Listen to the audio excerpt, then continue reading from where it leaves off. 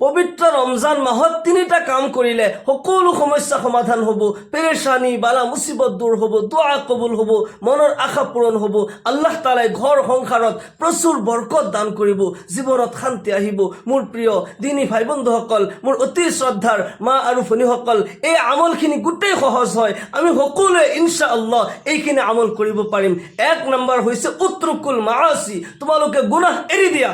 এক নম্বৰ মনত ৰাখিব, আমি যদি ৰমজান মাহত বহুত নেক আমল কৰিব নোৱাৰো, কমসে কম মোৰ দ্বাৰা যাতে গুনাহ নহয়, গোটেই বছৰটো মই যে কৰিছো কমসে কম এই পবিত্ৰ মাহত ৰমজান মাহত যাতে মোৰ দ্বাৰা গুনাহ নহয়, মই তওবা কৰি লওঁ আৰু ভৱিষ্যতে কোনোদিন কোনো ধৰণৰ গুনাহ নকৰো, সকলো ধৰণৰ গুনাহৰ পৰা মই তওবা কৰি লওঁ।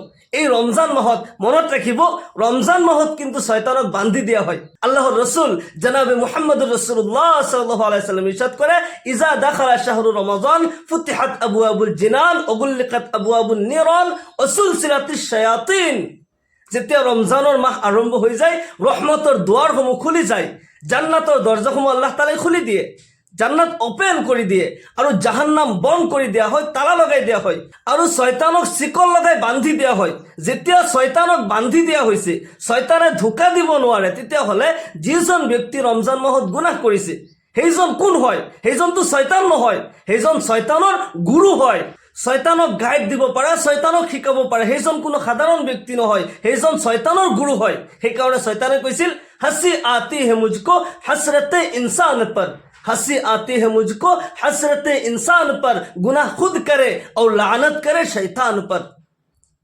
এই মানুহ বোলা জীৱটোৰ প্ৰতি মোৰ কেতিয়াবা হাঁহি উঠে। শয়তানে কয়, এই মানুহৰ জীৱনৰ কাজকৰ্মৰ প্ৰতি মোৰ কেতিয়াবা হাঁহি উঠে যে তেওঁলোকে নিজেই পাপ কৰে, নিজেই গুনাহ কৰে, আকৌ মোক অপবাদ দিয়ে, শয়তানে ধোকা দিছে, শয়তানে প্ৰতাৰণা কৰি মোক গুনাহ কৰাইছে। মনত ৰাখিব, এই ৰমজান মাহত আল্লাহৰ ৰাসূল সাল্লাল্লাহু আলাইহি ওয়াসাল্লামে নিজে কৈছে, ৰমজান মাহত শয়তানক বান্ধি দিয়া হয়, শয়তানটো ওলাব নোৱাৰে। যিজন ব্যক্তিয়ে গুনাহ কৰিছে সেইজন কোন হয়? সেইজনক কোনে ধোকা দিছে, কোনে প্ৰতাৰণা কৰিছে? সেইজনটো নিজেই শয়তানৰ বাপেক হয়, শয়তানৰ গুৰু হয়। সেইকাৰণে আমি এই পবিত্ৰ মাহ পাইছোঁ, এই মাহত আমি বেছি বেছিকৈ ইবাদত কৰিব লাগিব। এই মাহতো যদি আমি গুনাহৰ পৰা বাচিব নোৱাৰোঁ, আমাৰ দৰে নিকৃষ্ট আৰু কোন হ'ব পাৰে? আল্লাহৰ ৰাসূল জনাবে মুহাম্মদুৰ ৰাসূলুল্লাহ সাল্লাল্লাহু আলাইহি ওয়াসাল্লাম এবাৰ মাহে ৰমজানৰ শুক্ৰবাৰ দিনাখন খুতবা দিবলৈ যেতিয়া মিম্বাৰত উঠি আছিল, তিনিবাৰ আমিন আমিন আমিন বুলি কৈছিল। সাহাবা একৰাম ৰিজৱানুল্লাহি তাআলা আলাইহিম আজমাইন সকলে নবী সাল্লাল্লাহু আলাইহি ওয়াসাল্লামৰ প্ৰতিটি নকলো হৰকত তেওঁলোকে নোট কৰিছিল। নবী সাল্লাল্লাহু আলাইহি ওয়াসাল্লামে কেনেকৈ খাইছে, কেনেকৈ খোজ কাঢ়িছে, কেনেকৈ কথা পাতিছে, জীৱনৰ প্ৰতিটি কাজ কৰ্ম তেওঁলোকে নোট কৰিছিল আৰু নিজৰ জীৱনত লাগু কৰিছিল। কিয়নো আল্লাহ ৰাব্বুল আলামিন মানৱ জাতিক সম্বোধন কৰি কয়, লাকাদ কানা লাকুম ফি ৰাসূলিল্লাহি উসওয়াতুন হাসানা। হে বিশ্বৰ মানৱ জাতি, নিশ্চয় তোমালোকৰ বাবে নবীৰ জীৱনত আছে উত্তম আদৰ্শ, তোমালোকৰ ৰাসূলৰ জীৱনত উত্তম আদৰ্শ আছে। সেইকাৰণে সাহাবাসকলে নিজে এইবোৰ এনেকুৱাকৈ আমল কৰিছিল, নবী সাল্লাল্লাহু আলাইহি ওয়াসাল্লামৰ প্ৰতিটি নকল হৰকত তেওঁলোকে সেইখিনি নোট কৰি নিজৰ জীৱনত লাগু কৰিছিল, আমলত আনিছিল।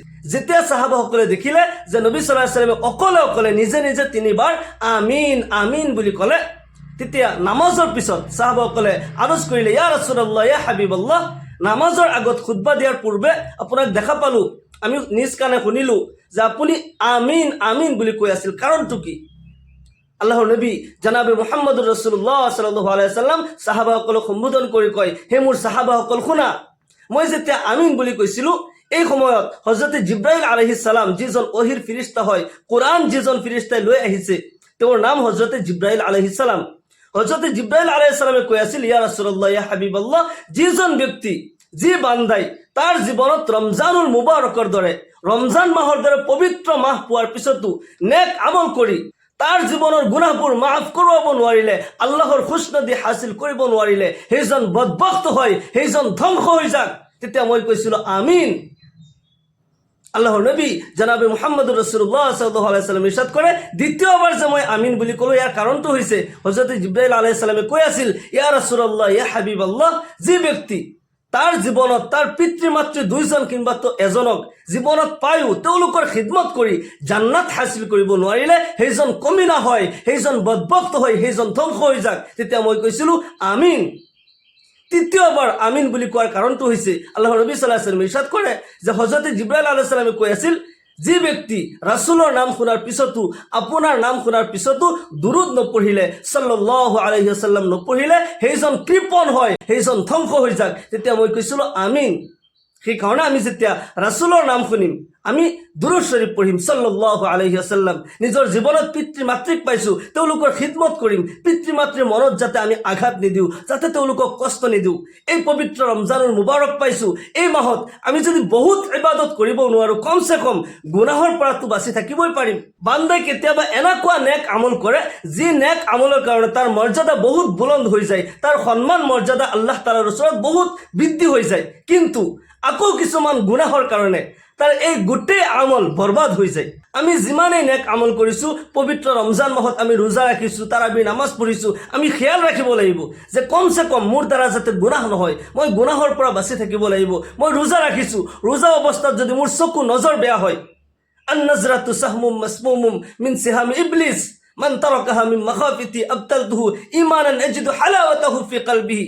আল্লাহ রাসূল সাল্লাল্লাহু আলাইহি ওয়াসাল্লাম ইরশাদ করে, হাদিসে কুদসি হয়, আল্লাহ তাআলার কল, আল্লাহ তাআলাই কয় নজৰ হৈছে, দৃষ্টি হৈছে, শয়তানৰ জেহেৰিলা তীৰসমূহৰ ভিতৰত এটা তীৰ হয়, বিষাক্ত তীৰ হয়, যি ব্যক্তিয়ে মোৰ ভয়ত, মোৰ তাকৱা অৱলম্বন কৰিলে আৰু এই নজৰ ডাউন কৰিলে, বেগানা মহিলাৰ প্ৰতি কোনো কুদৃষ্টি নিদিলে, এগৰাকী মহিলাই কোনো বেগানা পুৰুষৰ প্ৰতি কুদৃষ্টি নিদিলে, মোৰ ভয়ত, মোৰ তাকৱা অৱলম্বন কৰি এই নজৰ ডাউন কৰিলে, মই তাৰ ইমান চেঞ্জ কৰি দিম আৰু তাৰ মজা সি মেহচুচ কৰিব পাৰিব, অন্তৰত তাৰ সোৱাদ মেহচুচ কৰিব পাৰিব। আল্লাহু আকবাৰ। মই ৰোজা ৰাখিছোঁ, কিন্তু ৰোজা অৱস্থাত যদি মই বেগানা মহিলাৰ প্ৰতি দৃষ্টি দিছোঁ, বিভিন্ন ধৰণৰ ফিস্ক ফুজুৰিত আমি লিপ্ত হৈছোঁ, মিছা কথা কৈছোঁ, ধোকা দিছোঁ, প্ৰতাৰণা কৰিছোঁ, তেতিয়াহ'লে এই নেক আমল কোনো কামত নাহিল। আমাৰ ৰোজাও নহ'ব, তাৰাবিৰ নামাজো কবুল নহ'ব। আমি গুনাহৰ পৰা বাচিব লাগিব। উত্ৰুকুল মাআসি, গুনাহৰ পৰা বাচি থাকা। আল্লাহ তাআলাই কয়, তোমালোকে যদি মোৰ জমিনত থাকা, মোৰ আসমানৰ তলত, মোৰ জমিনৰ ওপৰত যদি বসবাস কৰিছা, তেতিয়াহ'লে কমচে কম গুনাহ নকৰিবা। আৰু যদি গুনাহ কৰিব বিচাৰা, তেতিয়াহ'লে মোৰ মিলকিয়াতৰ বাহিৰত যোৱা, তাতে যাই গুনাহ কৰি থাকা। আৰু আল্লাহৰ মিলকিয়াতৰ বাহিৰত আমি কোনেও যাব নোৱাৰিম, এইটো অসম্ভৱ হয়। পবিত্ৰ ৰমজানুল মুবাৰক আহিছে, এই মাহত আমাৰ 1 নম্বৰ আমল হৈছে মই গুনাহৰ পৰা তৌবা কৰি লওঁ, মই পবিত্ৰ হৈ যাওঁ, মোৰ দ্বাৰা যাতে কোনো ধৰণৰ গুনাহ নহয়। 2য় নম্বৰ আমল হৈছে নফল ইবাদত, যিমান বেছি পাৰোঁ নফল ইবাদত কৰোঁ, বেছি বেছিকৈ নফল ইবাদত কৰোঁ, নফল নামাজ বেছি বেছিকৈ কৰোঁ, তাসবিহ তাহলিল কৰোঁ, দুৰুদ শৰীফ বেছি বেছিকৈ পঢ়ি থাকোঁ। মনত ৰাখিব, লা ইয়াৰুদ্দুল কাজা ইল্লা দুআ ওয়া লা ইয়াজিদু ফিল উমৰ ইল্লা আল বিৰ। ভাগ্য পৰিৱৰ্তন নহয় দোয়া ব্যতীত, আৰু বয়স বৃদ্ধি নহয়, আয়ুস বৃদ্ধি নাপায় নেকি ব্যতীত, পুণ্য ব্যতীত। তাৰ মানে যদি ভাগ্য পৰিৱৰ্তন হয়, একমাত্ৰ হাতিয়াৰ হৈছে দোয়া। দোয়াৰ দ্বাৰা ভাগ্য পৰিৱৰ্তন হ'ব পাৰে, নেক আমলৰ দ্বাৰা জীৱনত বৰকত হ'ব পাৰে, আয়ুস বৃদ্ধি হ'ব পাৰে। এই পবিত্ৰ ৰমজানুল মুবাৰক পাইছোঁ, এই মাহৰ এটা নফল অন্য মাহৰ এটা ফৰজৰ সমান সওয়াব, এই মাহৰ এটা ফৰজ অন্য মাহৰ 70টা ফৰজৰ সমান সওয়াব আল্লাহ ৰাব্বুল আলামিনে দান কৰে। তাৰ মানে এই মাহত এটা নেকি কৰিলে আল্লাহ তাআলাই 70টা নেকি দান কৰিব, 70 গুণকৈ আল্লাহ তাআলাই বৃদ্ধি কৰি দিব। এই মাহত আমি বেছি বেছিকৈ নেক আমল কৰিব লাগিব, সদকা খায়ৰাত, বেছি বেছিকৈ সদকা খায়ৰাত আমি কৰিব লাগিব। 3য় নম্বৰ হৈছে সদকা খায়ৰাত কৰা, গৰীব দুখীয়াসকলক সহায় কৰা। আমি ৰোজা ৰাখিছোঁ, কোনোবা গৰীব দুখীয়া ৰোজা ৰাখিব পৰা নাই, চেহৰীৰ খাদ্য দিয়া বা ইফতাৰ কৰোৱা। যদি ৰমজান মাহত মই নিজে ৰোজা ৰাখিছোঁ, এজন ৰোজদাৰক ইফতাৰ কৰাইছোঁ, আল্লাহ তাআলাই এটা কবুল ৰোজা ৰাখাৰ সওয়াব আমাৰ নামে আমলত দান কৰিব। আমি সদকা খায়ৰাত কৰিব লাগে। আমি এই মাহত যিমান বেছি পাৰোঁ আমি সদকা খায়ৰাত কৰা, নফল ইবাদত কৰা, এই আমলবোৰ আমি বেছি বেছিকৈ কৰিব লাগে। সৰু এটা কাহিনী মই কওঁ, এজন ব্যক্তি দুৱাৰ দ্বাৰা কেনেকৈ মানুহৰ ভাগ্য পৰিৱৰ্তন হৈ যায়, নেক আমলৰ দ্বাৰা কেনেকৈ আয়ুস বৃদ্ধি হয়, সৰু এটা ঘটনাত বুজি পাব। এক গাঁৱত এজন ধুবি আছিল, তেওঁ কাপোৰ ধুৱে আৰু কাপোৰ ধুই খাই এনেকৈ তেওঁ জীৱন যাপন কৰে। আৰু মানুহজন ভাল হয়, সকলো মানুহে ভাল পায়। কিন্তু যেতিয়া মানুহজনৰ কিছু বয়স হ'ল, মানুহজন পাহৰা হ'ল, এজনৰ কাপোৰ আনজনক দি দিয়ে, আনজনৰ কাপোৰ আনজনক দি দিয়ে, এনেকৈ মানুহবোৰ পেৰেচান হ'ল যে মানুহজনটো ভাল, কিন্তু তেওঁৰ ইয়াদদাশ কম থকাৰ কাৰণে মানুহবোৰ পেৰেচান হৈছে। সেইকাৰণে সকলো মানুহে মিলি এজন আল্লাহৰ ওলিৰ ওচৰত গৈছিল, গৈ আৰজ কৰিলে, হুজুৰ আমাৰ গাঁৱত এজন ধুবি আছে, তেওঁৰ কাৰণে আমি এনেকুৱা ঘটনা, আমি বহুত পেৰেচানি হৈছোঁ, হুজুৰ আপুনি অলপ দোৱা কৰক, মানুহজন যাতে ইন্তেকাল হৈ যায়, আমি কমচে কম যাতে নাজাত পাওঁ, আমি যাতে বাচি যাব পাৰোঁ। আল্লাহৰ ওলি সকলোৱে জানে হুজুৰে যি দোৱা কৰাৰ লগে লগে কবুল হৈ যায়। সেইকাৰণে সকলোৱে দোৱাৰ দৰখাস্ত কৰিলে। হুজুৰে ক'লে, ঠিক আছে তোমালোক যোৱা, মই দোৱা কৰিম, যদি আল্লাহ তাআলাই মোৰ দোৱা কবুল কৰে তেতিয়াহ'লে অহাকালি ইমান সময়ত ধুবিজনৰ ইন্তেকাল হ'ব, মৃত্যুবৰণ কৰিব। পিছদিনা সকলোৱে সেই টাইমৰ অপেক্ষা কৰি আছে। ধুবিজন কাপোৰৰ টোপোলা মূৰত লৈ তেওঁ নদীৰ ঘাটলৈ গ'ল, কাপোৰ ধুলে, আৰু কাপোৰ ধুই যেতিয়া ঘৰলৈ আহি আছে, সেই যিটো সময় হুজুৰে দিছিল সেই সময় পাৰ হৈ গৈছে, ধুবিজন মৃত্যু হোৱা নাই। সকলো মানুহ চাৰিওফালৰ পৰা চাই আছে ধুবিজনৰ মৃত্যু হ'ব, কিন্তু ধুবিজন মৰা নাই। গোটেই মানুহ আকৌ দৌৰি দৌৰি আহিলে, আহি হুজুৰক কৈ আছে, হুজুৰ আপুনি দোৱা কৰিলে কবুল হয়, আমি সকলোৱে জানো, কিন্তু এইবাৰ দোৱা কিয় কবুল নহ'ল? ধুবিজনটো এতিয়াও জীৱিত হয়, তেওঁ নিজৰ ঘৰলৈ গৈ আছে। কাৰণটো কি? আল্লাহৰ ওলিৰ ইলহাম আহি গ'ল, আল্লাহ তালাই জনাই দিলে। লগে লগে সেই ধুবিক মাতা হ'ল। মাতি যেতিয়া ধুবিজনক প্ৰশ্ন কৰিলে হুজুৰে, তুমি পুৱাৰ পৰা কি আমল কৰিছা? ধুবিজনে কয়, হুজুৰ মইনো কি আমল কৰিম, মই বহুত ইবাদত কৰিব নোৱাৰোঁ, মই হৈছোঁ দুখীয়া মানুহ, মই কাম কৰি খাওঁ, কাপোৰ ধুই মই জীৱন যাপন কৰি আছোঁ, মই বহুত নেক আমল কৰিব নোৱাৰোঁ। হুজুৰে আকৌ প্ৰশ্ন কৰিলে, নহয় আজি ৰাতিপুৱাৰ পৰা এতিয়ালৈকে তুমি কি ভাল কাম কৰিছা তুমি কোৱাচোন? তেতিয়া ধুবিজনে কৈ আছে, হুজুৰ মই এনেকুৱা কোনো ভাল কাম মোৰ মনত নাই, কিন্তু এটা ভাল কাম বুলি মই ভাবোঁ, আৰু সেইটো হৈছে মই যেতিয়া নদীৰ ঘাটলৈ যাওঁ, মই 3টা ৰুটি বনাই মই লৈ গৈ আছিলোঁ, 3টা ৰুটি আৰু অলপমান চব্জি বনাই, দুপৰীয়া যেতিয়া মোৰ ভোক লাগিব মই এইখিনি খাম। কিন্তু গৈ থাকোঁতে ৰাস্তাত দেখা পালোঁ এজন মানুহ ঠাণ্ডাত কঁপি আছে, আৰু মানুহজন ভোকত ৰ'ব পৰা নাই, মোৰ ওচৰত কিবা খাবলৈ বিচাৰিলে। মই মোৰ টোপোলাটো নমাই মই অলপমান চব্জি আৰু এটা ৰুটি মানুহজনক দিলোঁ। মানুহজনে এইখিনি খাই মোৰ কাৰণে দোৱা কৰিলে, ইয়া আল্লাহ, যিজনে মোক খানা খুৱাইছে, ইয়া আল্লাহ তুমি তাৰ জীৱনত শান্তি দান কৰা, তুমি তাৰ জীৱনত উন্নতি কৰি দিয়া। মই খুশ হৈ গ'লোঁ, মোৰ ভাল লাগিল। মই আৰু এটা ৰুটি মানুহজনক দি দিলোঁ। দ্বিতীয় নম্বৰ ৰুটিটো খাই মোৰ কাৰণে দোৱা কৰিলে, মোৰ ল'ৰা ছোৱালীৰ কাৰণে দোৱা কৰিলে যে আল্লাহ তালাই জীৱনত বৰকত দিয়ক, ল'ৰা ছোৱালীক উচ্চ শিক্ষাই শিক্ষিত কৰক, দুনো জাহানত কামিয়াবী দান কৰক। এনেকুৱা দোৱা যেতিয়া কৰিলে মোৰ আৰু ভাল লাগি গ'ল। মই 3য় নম্বৰ ৰুটি আৰু গোটেইখিনি চব্জি মানুহজনক দি দিলোঁ যে তুমিয়ে খোৱা। 3য় নম্বৰ ৰুটি খাই মানুহজনে হাত তুলি কান্দি দিলে আৰু দোৱা কৰিলে, ইয়া আল্লাহ, সেই বিশ্বৰ প্ৰতিপালক যিজনে মোৰ ভোকৰ সময়ত পেট ভৰ্তি মোক খানা খুৱালে, ইয়া আল্লাহ তুমি তাৰ হায়াতে তৈয়বা দান কৰা, জীৱনত বৰকত দান কৰা, ইহকাল পৰকালত তুমি কামিয়াবী দান কৰা। হুজুৰ মই যদি কিবা নেক আমল কৰিছিলোঁ তেতিয়াহ'লে এইখিনিয়ে ভাল কাম বুলি মই ভাবোঁ। আল্লাহৰ ওলিজনে বুজি পালে যে হয়, এই নেক আমলে আল্লাহ তালাই কবুল কৰিছে। লগে লগে ধুবিজনক এই টোপোলা খুলি দিবলৈ ক'লে, তোমাৰ টোপোলা খোলাচোন। যেতিয়া টোপোলা খুলি দিয়া হ'ল, টোপোলাৰ পৰা ডাঙৰ সাপ ওলাই গ'ল। সকলোৱে আচৰিত হৈছে, সকলোৰে চকু কপালত, কি কথা, এই টোপোলাৰ মাজত ডাঙৰ সাপ। কিন্তু থাপ মাৰি হুজুৰে যেতিয়া সাপক ধৰিলে, দেখা পালে সাপৰ মুখত চিলাই কৰা আছে। আল্লাহু আকবাৰ।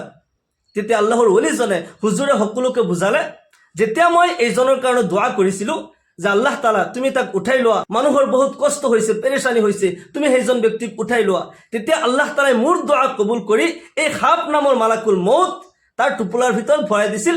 সি নিজে লগত লৈ গৈছে, অথচ তেওঁ গম পোৱা নাই। সময়ত ধ্বংসন কৰিলে হয় আৰু ধুবিজনৰ মৃত্যু হ'ল হয়।